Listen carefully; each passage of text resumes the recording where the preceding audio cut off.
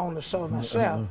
And so I stayed on the farm 2 additional years after finishing grade school prior to starting the high school. And speaking of the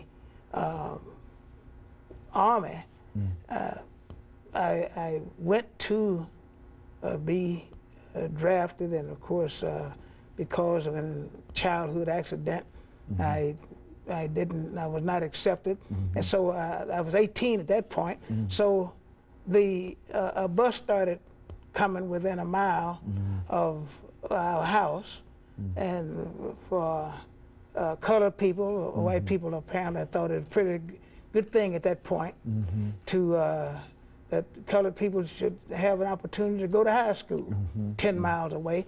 So I got on the school bus at that point and started the high school, and went for 2 years. Good student, taking into consideration sometime I was out of school 2 or 3 days a week, and instead and in school 2 or 3 days. I kept up. In fact, there were people who would say, "Oh, cause you made the honor roll. You're on the, you're doing all right."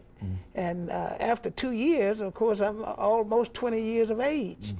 And even though I had been rejected when I first was drafted, then I said, well, you know, if I can no longer play football, Tennessee has its tradition of you're out of the game, you get after your 19th birthday.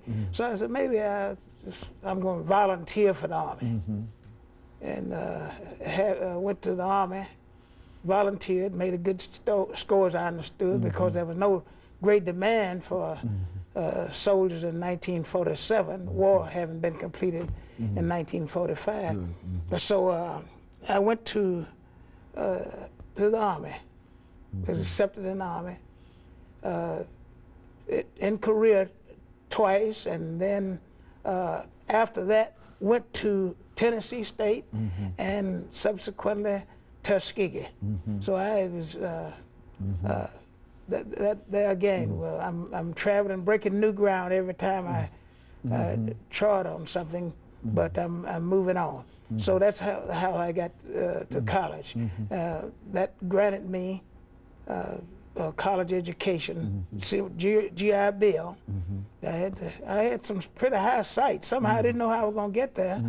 As I understand it now, the Lord was guiding me through some very turbulent waters, but I was getting in some places that have become very significant to me. Well, now, how was Tuskegee Institute when you first arrived there? And what influence were you able to see of Mr. Washington's presence, not only there, but throughout the state of Alabama, in the South, in a real sense? Well, you know, I think that if people could go to Tuskegee, and even now, and see the curriculums, how they're laid out, you could have a greater appreciation for President Dr. Washington. You know, there was a lot of controversy, the Du Bois side and the Washington side. Washington has let you bucket down where you are. And black people at that time did not have access to voting rights, a lot of things. So one thing he believed in, that you have a trade. And at Tuskegee, you can go, and if you're not able to finish in 4 years, if you're not able to go there on a regular paid scholarship, you can work your way through and finish in 5 years. So that's a Washington flavor right there. And of course, being a agrarian area, agriculture, any facet of farming can be found, including shoemaking and so forth, right there at Tuskegee. So it is a great legacy for people to see what was taken by Dr. Washington in terms of opportunities and given to the mass of the people. You know, one of the features that you see on Tuskegee right now is the veil of ignorance being lifted from the face of the person, ex-slaves. So that's a part of the flavor right there.